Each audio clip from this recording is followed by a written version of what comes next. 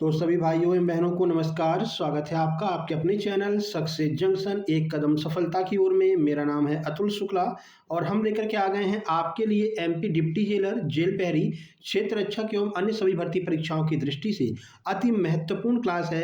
Aptech के जो new pattern आया है 2026 में, तो किस तरह के प्रश्न आपके एमपीएसआई के एग्जाम में पूछे गए हैं। तो एमपीएसआई के एग्जाम में पूछे गए एकदम ताजे ताजे जो प्रश्न है वो आपके लिए हम लेकर के आ गए हैं।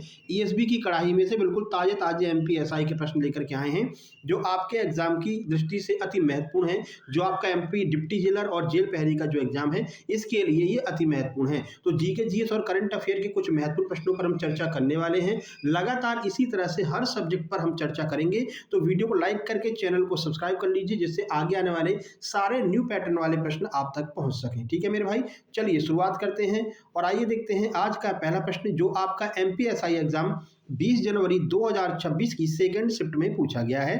प्रश्न है निम्नलिखित में से कौन सा पदाधिकारी राष्ट्रपति की इच्छा पर कार्य करते हैं, यानी कि कौन सा ऐसा पदाधिकारी है जिसको जब तक राष्ट्रपति चाहे तब तक कार्य पर रख सकते हैं, राष्ट्रपति के प्रसाद पर्यंत ये कार्य करता है।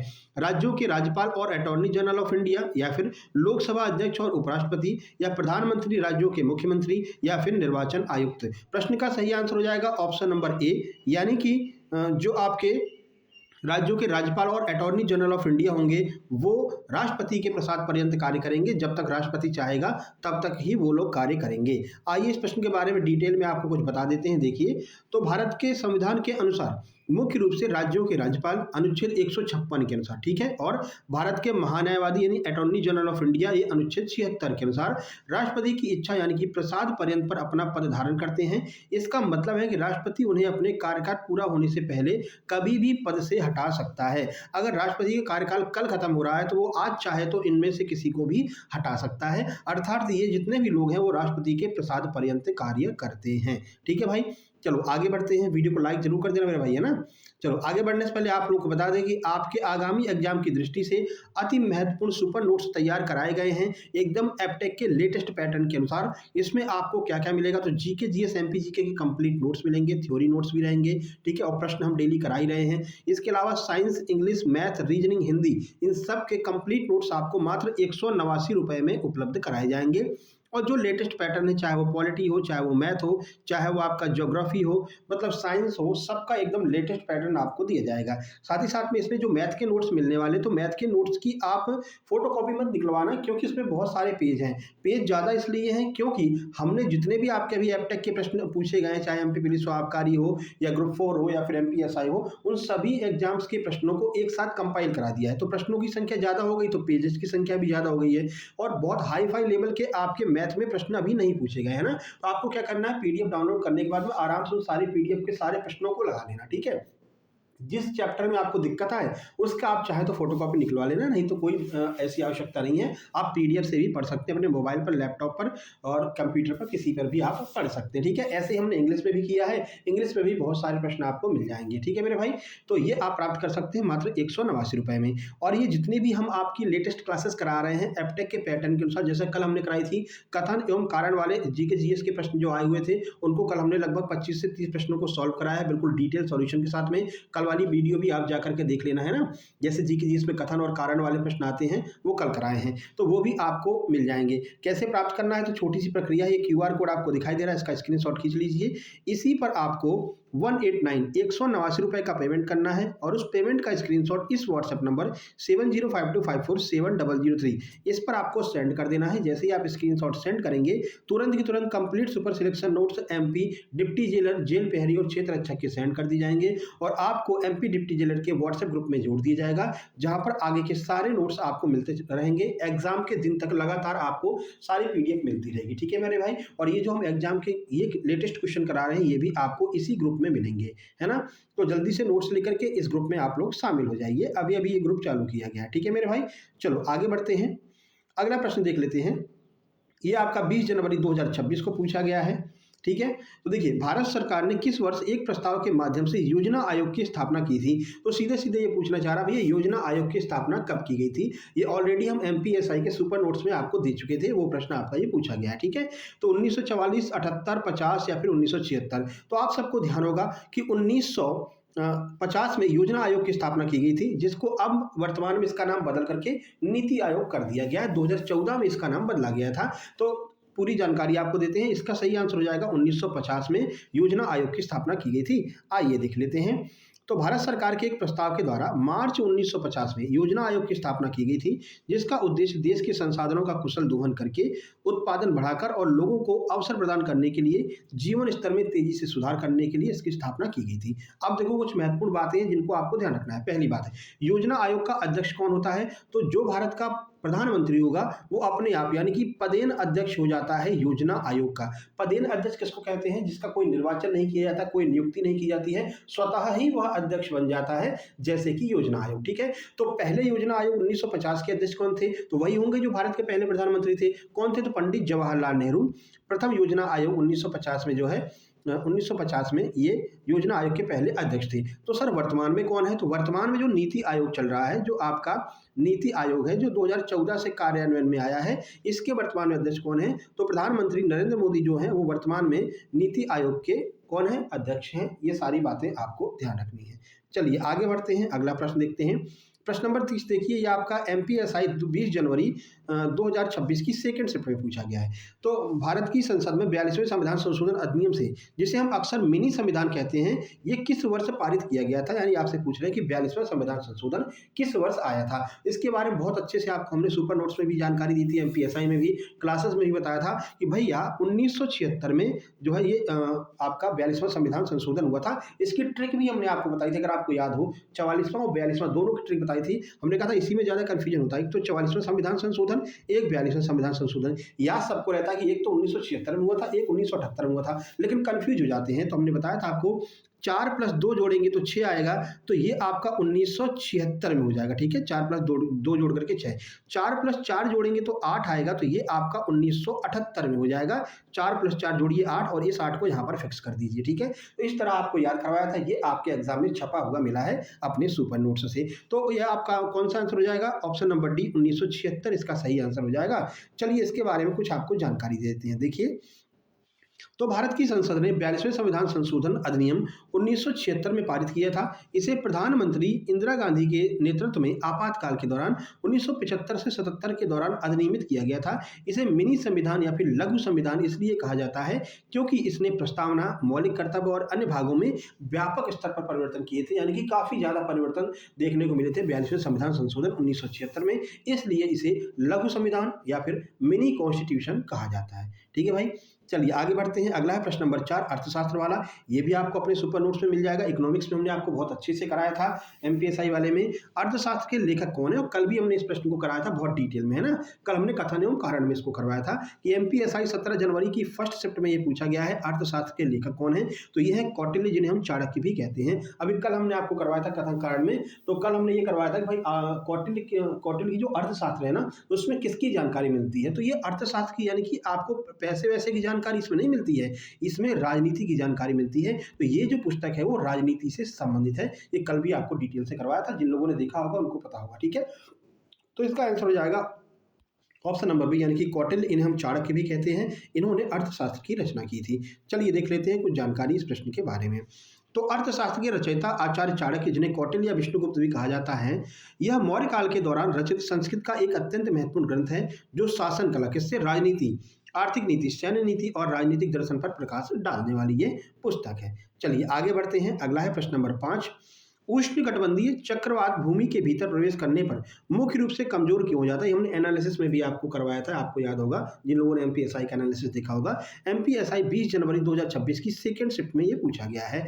तो इसका आंसर हो जाएगा ऑप्शन नंबर ए, समुद्र सतह की नमी में कमी के कारण। ठीक है, तो जैसे ही जो चक्रवात है वो पृथ्वी पर प्रवेश करना चाहता है, लेकिन समुद्र सतह की नमी में कमी के कारण ये क्या हो जाता है, इसकी स्पीड कमजोर हो जाती है। चलिए देख लेते हैं। तो उष्णकटिबंधीय चक्रवात जो होता है, जो ट्रॉपिकल साइक्लोन होते हैं, भूमि पर पहुंचने पर मुख्य रूप से 2 कारणों से कमजोर हो जाते हैं, नमी और ऊर्जा के स्रोत। तो गर्म महासागरीय जो जल का कटना, जमीन की सतह के कारण होने वाले घर्षण, समुद्र से दूर होने के बाद इन तूफानों को आवश्यक ऊष्मा ऊर्जा नहीं मिल पाती है, जिससे वे तेजी से बिखरने लगते हैं।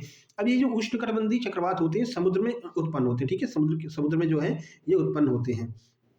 1 मिनट पहले इसको क्या करें, अपन इसको रोक देते हैं ना, पहले एक मिनट इसको हम वो कर लेते हैं, फ्लाइट मोड पे कर देते हैं।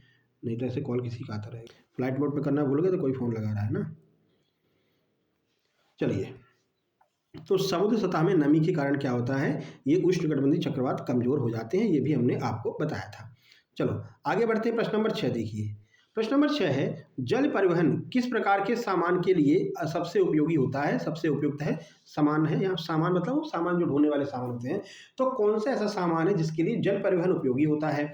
17 जनवरी 2026 फर्स्ट शिफ्ट में पूछा गया है। ऑप्शन देख लीजिए, भारी और विशाल सामग्री, शीघ्र नष्ट होने वाली खाद्य वस्तुएं, उच्च मूल्य कम वजन वाली वस्तुएं, या फिर इनमें से कोई नहीं। प्रश्न का सही आंसर हो जाएगा ऑप्शन नंबर ए, भारी और विशाल सामग्री। देखो अभी भी आप देखते होंगे कि जो समुद्री यातायात का जो परिवहन का उपयोग किया जाता है वो किस लिए किया जाता है, भारी चीज़ों को ले जाने के लिए। जैसे अगर आप मोबाइल्स वगैरह या फिर कोई ऐसी हार्डवेयर की कोई चीज़ है तो वो अगर विदेश से अगर आ रही है भारत में तो वो समुद्र के रास्ते आती है, ठीक है। क्योंकि पहली बात तो ये सस्ता भी पड़ता है, पहली बात, ठीक है। दूसरी बात है ये इतना ज़्यादा भारी मात्रा, इतना ज़्यादा वजन इसमें होता है कि इसको आप एरोप्लेन से नहीं लेकर के आ सकते, फ्लाइट से नहीं लेकर के आ सकते, ठीक है। क्योंकि फ्लाइट में तो नियत रहता है भैया इससे ज़्यादा वजन इसमें नहीं लिया जा सकता है, तो फ्लाइट से आप नहीं सामान को मंगा सकते हो। इसलिए ये जो हार्डवेयर की बड़ी बड़ी मशीनें होती हैं, जो मोबाइल फ़ोन्स होते हैं, जो अन्य सामग्रियाँ होती हैं जो विदेशों से हम इम्पोर्ट करते हैं, वो सब आपको जल परिवहन के माध्यम से ही जो है आती हुई दिखाई देती हैं। बड़े बड़े जल परिवहन, बड़े बड़े जो है मतलब जहाज होते हैं, उन जहाज की मदद से ये सारा सामान इंडिया में आता है या फिर इंडिया से बाहर जाता है। तो ऑप्शन नंबर ए आपका सही आंसर हो जाएगा। चलिए देखते हैं, तो भारी और विशाल सामग्री जल परिवहन समुद्री मार्ग और अंतर्देशीय जलमार्ग में जहाजों नौकाओं की वहन क्षमता बहुत अधिक होती है, जिससे वे भारी मशीनरी, अनाज, खनिज अयस्क, स्टील जैसे भारी और थोक सामानों की बड़ी मात्रा को कुशलतापूर्वक ले जा सकते हैं। कम घर्षण के कारण इनके संचालन में लागत भी कम आती है, जो इससे लंबी दूरी के लिए आदर्श बनाती है। यानी जो जल परिवहन है वो स्पेशली भारी चीज़ों को बहुत दूर तक लंबी दूरी के लिए ले जाने में उपयोग में लाया जाता है। आगे बढ़ते हैं, प्रश्न नंबर 7 देखिए, भारत का चेन्नई बंदरगाह ये किस तरह का बंदरगाह है। 17 जनवरी 2026 फर्स्ट शिफ्ट में पूछा गया है। सही आंसर हो जाएगा, यह एक कृत्रिम बंदरगाह है। अब देखो जिन लोगों का एग्जाम जिस डेट में हो वो लोग अपने क्वेश्चंस को मैच भी कर सकते हैं ना, कि पता चला ऑब्जेक्शन लगाने जा रहा हो और गलत प्रश्न पर ही ऑब्जेक्शन लगा दिया, मतलब वो प्रश्न गलत नहीं था, फालतू में 150 रुपये चले गया। तो यहाँ से आप अपने प्रश्नों को मैच भी कर सकते हैं जिसमें भी आपको दिक्कत हो। चलो, तो कृत्रिम बंदरगाह है ये। अब क्यों कृत्रिम बंदरगाह है आइए बता देते हैं। तो चेन्नई बंदरगाह भारत के सबसे पुराने कृत्रिम बंदरगाह यानी कि मानव निर्मित बंदरगाहों में से एक है। मानवों के द्वारा इसको बनाया गया है। इसको मानवों के द्वारा क्यों बनाया गया था वो देख लो। तो इसे प्राकृतिक तटरेखा में ब्रेक वाटर जैसी इंजीनियरिंग संरचनाओं का उपयोग करके जहाजों के लिए सुरक्षित आश्रय प्रदान करने के लिए बनाया गया था, क्योंकि यहाँ कोई प्राकृतिक खाड़ी या गहरे पानी का बेसिन नहीं था। इस दिक्कत क्या हो रही थी कि जहाज आ तो जाते थे लेकिन वो तट पर नहीं लग पाते थे। क्यों? क्योंकि यहाँ पर बहुत उथली जमीन थी, ठीक है। तो यहाँ से नावों के द्वारा सामान को ले आना पड़ता था तटों पर, तो ये बहुत खर्चा वाला भी पड़ रहा था और बहुत समस्या भी आती थी। तो फिर चेन्नई बंदरगाह का निर्माण किया गया, यहाँ पर खुदाई वुदाई कर करके इसको गहरा बनाया गया और यह कृत्रिम रूप से जो है बनाया जाने वाला भारत का बंदरगाह है। तो ध्यान रखना, मानवों के द्वारा निर्मित यह बंदरगाह है, ठीक है। चलिए आगे बढ़ते हैं, प्रश्न नंबर 8 देखते हैं। ये भी आपका 17 जनवरी 2026 को पूछा है एमपीएसआई में, सेकंड शिफ्ट का प्रश्न है। भारत में हॉर्नबिल फेस्टिवल का नाम किसके नाम पर रखा गया है। हॉर्नबिल पक्षी, एक पर्वतीय क्षेत्र, नागालैंड के मूल निवासी, या फिर ऐतिहासिक नागा नेता, किसके नाम पर रखा गया है। तो ये हॉर्नबिल पक्षी के नाम पर हॉर्नबिल महोत्सव मनाया जाता है नागालैंड में। चलिए देख लेते हैं। तो भारत में प्रसिद्ध हॉर्नबिल जो फेस्टिवल है, ये फेस्टिवल का नाम हॉर्नबिल पक्षी के नाम पर रखा गया है। यह नागालैंड का प्रमुख वार्षिक सांस्कृतिक उत्सव है जो 1 से 10 दिसंबर तक मनाया जाता है। अब देखो रिसेंट में मनाया गया था, तो करंट अफेयर से रिलेट करके आपका स्टैटिक जीके पूछ लिया है, ठीक है ना। तो 1 से 10 दिसंबर तक अभी रिसेंट 2025 में भी इसको मनाया गया है। यह पक्षी नागा जनजातियों की लोक कथाओं और संस्कृति में शान एवं साहस का प्रतीक है, इसलिए इसको मनाते हैं हॉर्नबिल महोत्सव। चलिए प्रश्न नंबर 9 देखिए। प्रश्न नंबर 9 क्या है, किस जगह, देखो निम्नलिखित में से किस जगह के समूह में भारत के महत्वपूर्ण न्यूक्लियर पावर प्लांट शामिल हैं।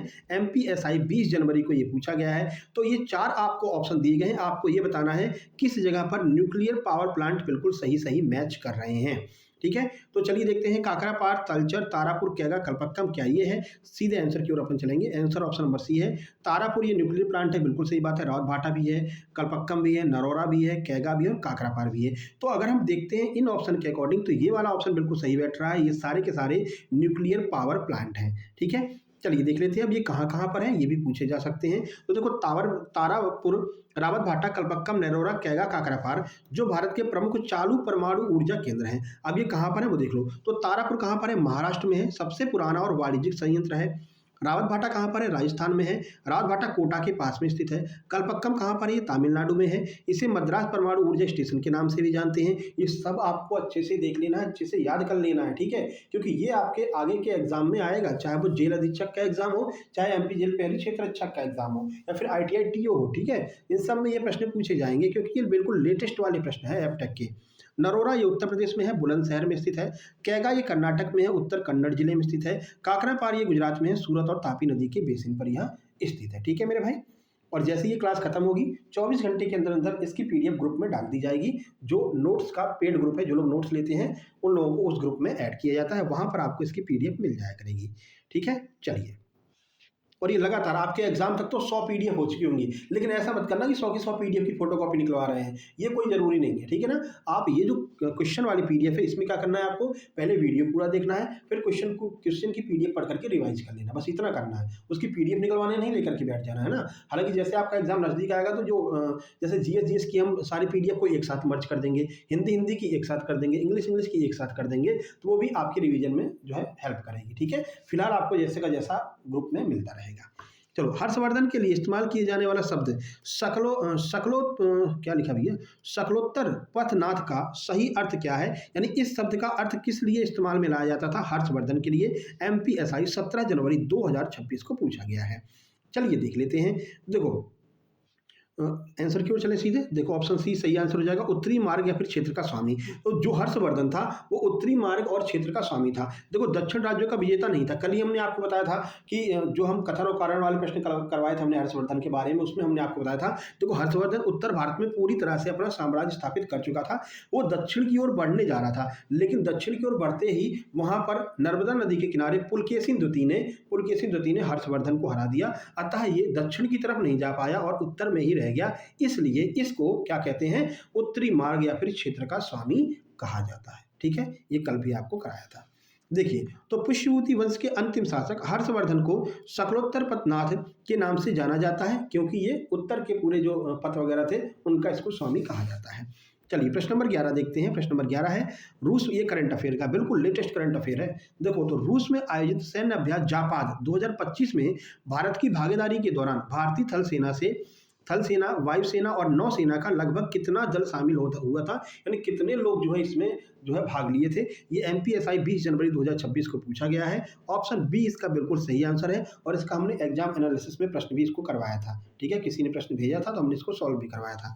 तो देखिए, रूस में 10 से 16 सितंबर 2025 तक आयोजित बहुपक्षीय सैन्य अभ्यास जैपैड 2025 में भारतीय थल सेना, वायुसेना, नौसेना का एक संयुक्त दल ने भाग लिया, जिसमें कुल 65 सैन्यकर्मी शामिल हुए थे, जिसमें थल सेना के 57, वायुसेना के 7 और नौसेना का 1 कर्मी इसमें शामिल था। ये भी आपको ध्यान रखना है, आगे पूछा जा सकता है। चलो आगे बढ़े भाई।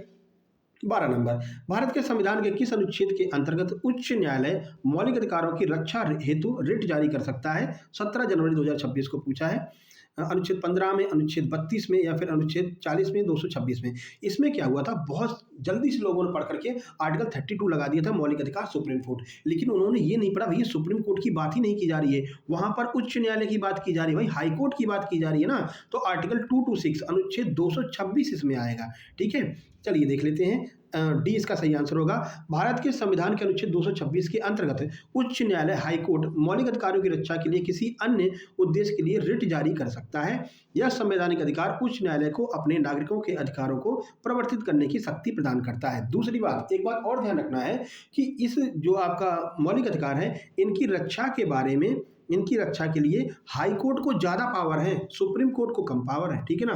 तो ये एक ऐसी स्थिति है जहां पर हाई कोर्ट को ज्यादा पावर दी गई है, सुप्रीम कोर्ट को कम पावर दी गई है मौलिक अधिकारों की रक्षा के बारे में, ठीक है। तो अगर सुप्रीम कोर्ट में जाना है तो आर्टिकल 32 अनुच्छेद 32 के अनुसार आप सुप्रीम कोर्ट में जा सकते हैं। इसी बात पर कमेंट बॉक्स में कमेंट करके बता दीजिए कौन से अनुच्छेद को बाबा साहेब भीमराव अम्बेडकर ने भारतीय संविधान की आत्मा कहा है। जल्दी से कमेंट बॉक्स में कमेंट कर दीजिए, ठीक है। ये भी प्रश्न आपका पूछा गया था।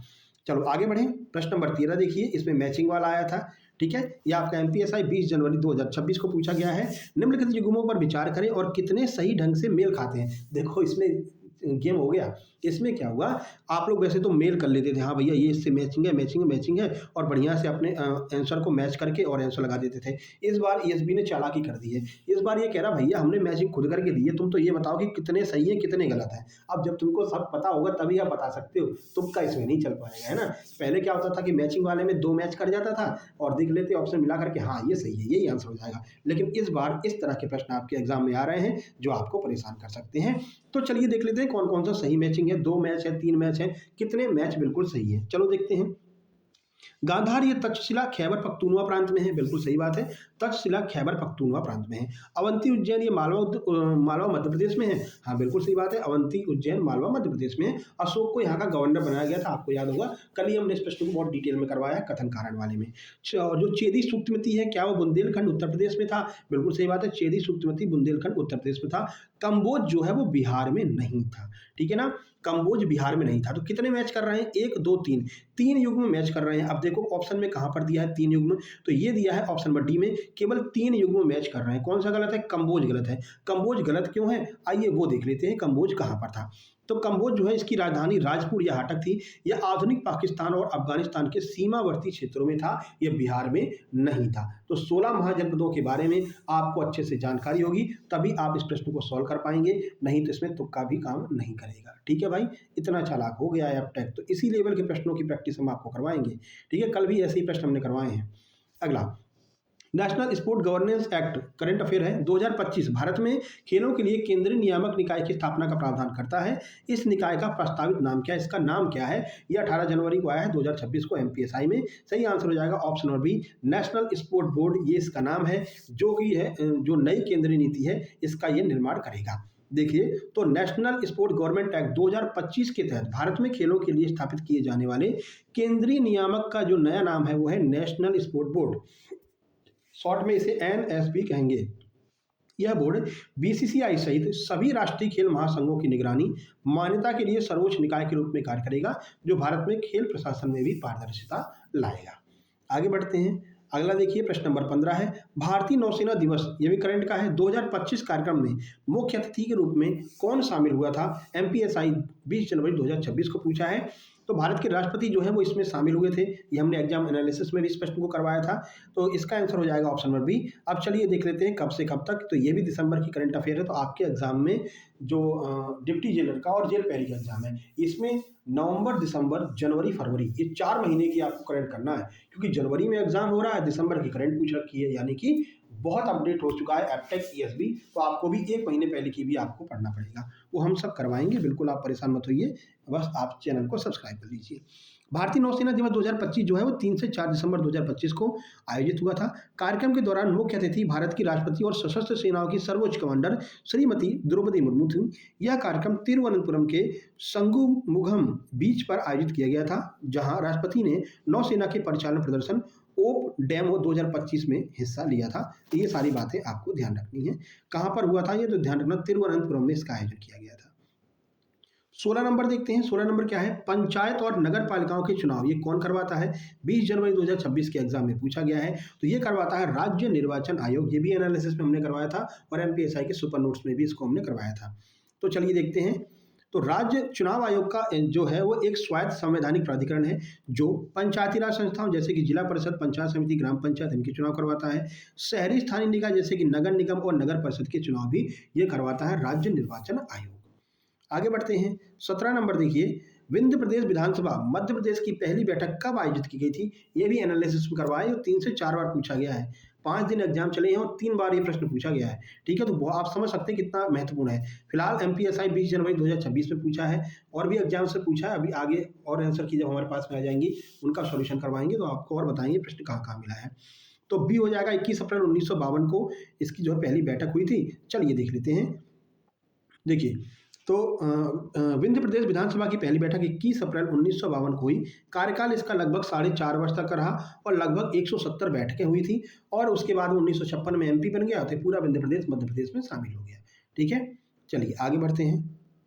और आपसे निवेदन है कि आप अपने आंसर की को अगर डाउनलोड कर लिए हो तो इस व्हाट्सएप नंबर पर सेंड कर सकते हैं। ठीक है, जिससे कि एकदम जो लेटेस्ट प्रश्न होंगे वो लेटेस्ट प्रश्नों को करने में और हेल्प हो जाएगी। चलिए ये देखिए कितना अच्छा प्रश्न पूछा गया, कथन और कारण वाला। इसमें तो कथन ही कथन दिए गए थे। वैदिक काल के आर्थिक इतिहास के संबंध में निम्न कथनों पर विचार कीजिए। अब जिन लोगों ने कल की हमारी क्लास देखी होगी वो इसको तुरंत आंसर लगा देंगे, 2 ऑप्शन तो अपने आप खत्म कर ही देंगे वो लोग जिन्होंने कल की क्लास देखी हुई कथन और कारण वाली। एमपीएसआई 18 जनवरी को पूछा है। देखिए कथन एक क्या कह रहा है, ऋग्वेद में निष्क शब्द का प्रयोग केवल व्यापार और वाणिज्य में प्रयुक्त होने वाली मुद्रा के लिए किया जाता था। कल हमने आपको क्या बताया था, जहां पर भी केवल दिखाई दे तो समझ लेना कि 99% वो ऑप्शन गलत है, क्योंकि केवल जो है वो नेगेटिव शब्द को दर्शाता है। ठीक है, निगेटिविटी को दर्शाता है, तो ऑप्शन ए गलत। लोहे का व्यापक उपयोग केवल प्रारंभिक वैदिक काल में हुआ था जिससे कृषि में क्रांति आई, ये भी गलत हो जाएगा क्योंकि केवल शब्द लगा हुआ है। क्यों गलत होगा वो आगे बताएंगे, परेशान नहीं होना। गविष्टि उत्तर वैदिक काल में सामान्य जनता व्यवस्था द्वारा राजा को दी जाने वाली एक कर थी, तो ये टैक्स नहीं हुआ करता था। गविष्टि का अर्थ गाय से होता था। तो ये तीनों के तीनों गलत है ना। अब चलिए देख लेते हैं कौन से ऑप्शन दिया है, कौन सा सही पूछा गया था। क्या 1 और 2 सही है? नहीं। केवल 3 सही है? नहीं। इनमें से कोई नहीं, इनमें से कोई भी सही नहीं है, क्योंकि सारे के सारे गलत हैं। तो आंसर होना क्या चाहिए, आइए वो आपको बता देते हैं। देखिए तो ऋग्वैदिक काल में जो निष्क है ना, मुख्य रूप से गले का एक सोने का आभूषण होता था। ठीक है ना, तो निष्क शब्द जो है वो गले के आभूषण के लिए यूज में किया जाता था, ना कि कोई व्यापारिक मुद्रा थी। साथ ही लोहे का व्यापक उपयोग प्रारंभिक वैदिक काल में शुरू हुआ था, ना कि ऋग्वैदिक काल में। ठीक है, तो प्रारंभिक वैदिक काल में इसका शुरुआत हुआ था, इसलिए ऑप्शन नंबर 2 भी गलत हो जाएगा। बल्कि उत्तर वैदिक काल लगभग 1000 ईसा पूर्व के बाद में इसका उपयोग शुरू हुआ था। कृषि में क्रांति तो आई थी, लेकिन केवल शब्द लगा है तो वो गलत हो जाएगा। चलिए अब देख लेते हैं, ऋग्वैदिक पूर्व वैदिक काल में गविष्टि जो शब्द है इसका अर्थ गायों की खोज या फिर गायों के लिए युद्ध होता था। तो गविष्टि जो है वो गायों से रिलेटेड था। ठीक है ना, तो इसलिए ऑप्शन नंबर 3 भी गलत हो जाएगा। जो टैक्स की बात की गई है उस टैक्स को हम क्या कहते थे, भेंट बलि कहा करते थे। ठीक है, तो वो जो टैक्स की बात की गई है वो बलि नामक टैक्स हुआ करता था, जिसको जनता के द्वारा राजा को समर्पित किया जाता था। हो गया क्लियर। चलिए आगे बढ़ लेते हैं। 19 नंबर देखिए, मेसोपोटामिया से कौन सी 2 नदियां जुड़ी हुई हैं? 18 जनवरी को पूछा गया है। तो कौन सी 2 नदियां, ये हमने एनालिसिस में भी आपको करवाया था। तो ये आपका यूफ्रेटिस और टिग्रिस, ये दोनों नदियां जो हैं वो मेसोपोटामिया से जुड़ी हुई हैं। तो ये दोनों नदियों के बारे में मेसोपोटामिया में बात की गई थी। ठीक है, आगे बढ़ते हैं। 20 नंबर देखते हैं। 20 नंबर है प्रश्न नंबर 20। श्वेतांबर जो है, श्वेतांबर आगम का अंतिम संपादन किस जैन संगीति में आयोजित किया गया था? किस जैन परिषद में? तो संगीति जो है बौद्ध के लिए प्रयोग होता था और जैनों के लिए परिषद का प्रयोग होता था। तो कौन सी जैन परिषद में इसका आयोजन किया गया था? तो ये था वैशाली। ऑप्शन डी, वैशाली में जो है इसका वैशाली नहीं था, वल्लभी था, तभी तो मैं कह रहा हूँ गलत लिख गया, वल्लभी ही है। ठीक है, वैशाली नहीं है, वो गलती से यहाँ पर डी लिख गया है। हम इसको सही करके देंगे, आप परेशान नहीं होना। तो श्वेतांबर आगम का अंतिम संपादन किस बौद्ध परिषद में हुआ था, किस जैन परिषद में हुआ था? तो ये वल्लभी में हुआ था। देखिए श्वेतांबर आगम का अंतिम संपादन और लेखन दूसरी जैन परिषद में हुआ था, जो लगभग 512 ईस्वी में गुजरात के वल्लभी शहर में आयोजित की गई थी। ठीक है, तो वल्लभी इसका सही आंसर हो जाएगा। आगे बढ़ते हैं। 21 नंबर, भारत के नई चेतना 4.0 अभियान 2025 में स्वयं सहायता समूह की क्या भूमिका है? जो सेल्फ हेल्प ग्रुप थे SHG, इन्होंने क्या कार्य किया था भारत की नई चेतना 4.0 अभियान में? ठीक है, ये MPSI 18 जनवरी 2026 में पूछा है। सही आंसर क्या हो जाएगा? Option number D. इन लोगों ने क्या किया था, 10 करोड़ ग्रामीण महिलाओं को संगठित करने वाली जमीनी स्तर पर इन्होंने नेटवर्क तैयार किया था। 10 करोड़ ग्रामीण महिलाओं को संगठित किया था, एक साथ किया था सेल्फ हेल्प ग्रुप्स ने। अब चलिए देखते हैं क्यों किया गया था, ये क्या है नई चेतना, आइए देख लेते हैं। तो नई चेतना 4.0 अभियान विशेष रूप से ग्रामीण भारत में महिलाओं की सुरक्षा, गरिमा, सामाजिक आर्थिक भागीदारी को मजबूत करने पर केंद्रित है। स्वयं सहायता समूहों के माध्यम से इस अभियान का उद्देश्य महिलाओं को जेंडर आधारित हिंसा यानी कि GBV के बारे में जागरूक करना और GBV रिपोर्टिंग को बढ़ावा देना है। अगर कोई जेंडर आधारित इनके साथ में हिंसा करता है तो उसके बारे में ये बता सकते हैं। इसके लिए इसका जो है गठन किया गया है और 10 करोड़ महिलाओं को इन्होंने एकत्र किया था, कनेक्ट किया था। चलिए 22 नंबर, गुप्तकालीन कला के संदर्भ में सारनाथ बुद्ध की प्रतिमा की विशेषता निम्नलिखित में से किस रूप में पहचानी जाती है? तो जो गुप्तकालीन कला है उसमें जो सारनाथ की मूर्ति बनी हुई है वो इतनी विशेष किस लिए है, ये पूछा है MPSI 18 जनवरी 2026 को। चलिए देखते हैं, तो सीधे आंसर चलते हैं। ऑप्शन सी इसका आंसर हो जाएगा, पारदर्शी शरीर से चिपकी हुई वस्त्र शैली और शांत ध्यान मग्न जो इनकी अभिव्यक्ति है, ये इसकी विशेषता है सारनाथ वाले मूर्ति की। चलिए देखते हैं। तो गुप्तकालीन कला के अंतर्गत सारनाथ की बुद्ध प्रतिमा, जिसे हम धर्म चक्र प्रवर्तन मुद्रा कहते हैं। सारनाथ याद है ना, पहला उपदेश महात्मा बुद्ध ने यहीं पर दिया था सारनाथ में, और इस परिघटना को हम धर्म चक्र प्रवर्तन के नाम से जानते हैं। ठीक है, तो इसी में एक मुद्रा बनाई गई है सारनाथ में। मुख्य रूप से पारदर्शी शरीर से चिपकी हुई वस्त्र शैली, शांत ध्यान मग्न अभिव्यक्ति, चेहरे पर आध्यात्मिक मुस्कान के लिए पहचानी जाती है। यह मूर्ति चुनार बलुआ पत्थर से निर्मित है और इसमें वस्त्रों की सिलवटें नहीं है, बल्कि केवल किनारों को ही दर्शाया गया है। ठीक है, चलो आगे बढ़ते हैं। प्रश्न नंबर 23 देखिए, भारतीय संविधान किस प्रकार का संविधान है? ये भी 2 से 3 बार पूछा गया है। ठीक है, एमपीएसआई 21 जनवरी 2026 को पूछा गया है। तो किस प्रकार का ये संविधान है? अलिखित है? नहीं भैया, लिखित है। इनमें से कोई नहीं, विकसित संविधान या फिर निर्मित या परिवर्तित संविधान। तो सही आंसर हो जाएगा निर्मित या फिर परिवर्तित संविधान, क्योंकि भारत के संविधान को बहुत सारे संविधान की बातों को लेकर के निर्मित किया गया है और इसमें परिवर्तन भी समय समय पर होते रहते हैं संशोधन के माध्यम से। तो भारतीय संविधान एक निर्मित संविधान है, क्योंकि इसे एक विशेष प्रतिनिधि निकाय, जिसे संविधान सभा कहा जाता है, द्वारा एक व्यवस्थित तरीके से विस्तृत चर्चा के बाद लिखित रूप में तैयार किया गया था। इसे 26 जनवरी 1949 को अपनाया गया और 26 जनवरी 1950 को पूरी तरह से लागू कर दिया गया, और यह दुनिया का सबसे लंबा लिखित संविधान है। आगे बढ़े, 24 नंबर देखते हैं। भारत में पहाड़ी क्षेत्र विकास कार्यक्रम, ये बिल्कुल 18 जनवरी को ही पूछा था।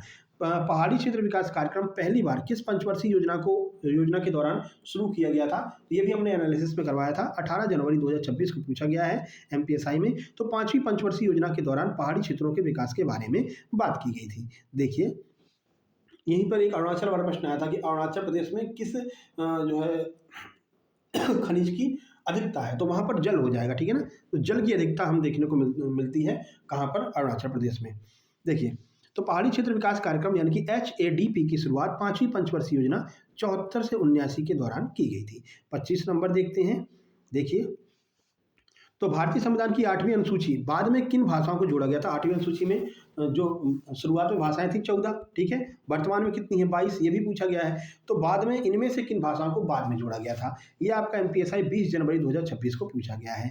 तो सिंधी, कोंकणी, मणिपुर, नेपाली, सिंधी, कोंकणी, मणिपुर, संस्कृत, सिंधी, कोंकणी, मणिपुरी, या फिर मराठी, उड़िया, कोंकणी, मणिपुरी, या फिर सिंधी, कोंकणी, मणिपुरी, नेपाली। क्या होगा? इसका आंसर बताने से पहले आप लोग लाइक कर दीजिए, क्योंकि ये लास्ट प्रश्न है, फिर आप लोग लाइक नहीं करते हो, देख करके निकल जाते हो। पहले लाइक कर दीजिए, चैनल पर पहली बार आए सब्सक्राइब कर लीजिए, क्योंकि बेहतरीन तरीके से एकदम लेटेस्ट कंटेंट पर आपकी हम तैयारी करवाने वाले हैं जेल अधीक्षक और क्षेत्राध्यक्ष जेल प्रहरी की। ठीक है भाई, चलिए अब आंसर दिखा देते हैं। सही आंसर इसका हो जाएगा ऑप्शन नंबर ए। कौन कौन सी भाषाएं हैं? तो देखिए, सिंधी, कोंकणी, मणिपुरी, नेपाली। कब जोड़ा गया था वो भी देख लो। तो भारतीय संविधान की 8वीं अनुसूची में मूल रूप से 14 भाषाएं थी। बाद में विभिन्न संशोधनों के माध्यम से 8 और भाषाओं को जोड़ा गया था। ठीक है, अब सिंधी को कब जोड़ा? तो इसे 1967 में 21वें संविधान संशोधन के माध्यम से जोड़ा गया था।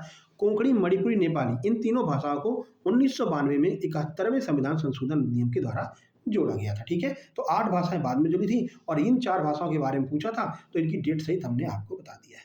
अब जल्दी से वीडियो को लाइक कर दो भैया, अभी भी नहीं मान रहे तो ये तो अच्छी बात नहीं है। इतनी मेहनत आपके लिए कर रहे हैं तो लाइक करना तो बनता है। शेयर कर दीजिए सभी मित्रों के पास में एकदम लेटेस्ट कंटेंट से जुड़ने के लिए, और चैनल को सब्सक्राइब करके नोटिफिकेशन बेल दबा दीजिए। मिलते हैं नेक्स्ट वीडियो में। प्यारा सा कमेंट कर देना कि ये वीडियो आपको पसंद आ रही है कि नहीं आ रही है। ऐसे ही सभी सब्जेक्ट, चाहे वो हिंदी हो चाहे वो इंग्लिश हो, उन सब के लेटेस्ट प्रश्नों को हम कवर करवाने वाले। ठीक है, तो मिलते हैं नेक्स्ट वीडियो में। तब तक के लिए नमस्कार, धन्यवाद। और नोट्स जरूर ले लेना इसी नंबर पर 7052547003 इस पर व्हाट्सएप करके। जो लोग क्यूआर से पेमेंट नहीं कर पाए, कोई दिक्कत नहीं है, आप लोग यहाँ पर मैसेज करके फोन पे नंबर ले लेना, उस पर पेमेंट करके नोट्स ले लेना। ठीक है, आगे के सारे कंटेंट भी आपको वहाँ पर मिलते रहेंगे एग्जाम तक। तो फिर मिलते हैं, तब तक के लिए नमस्कार, धन्यवाद।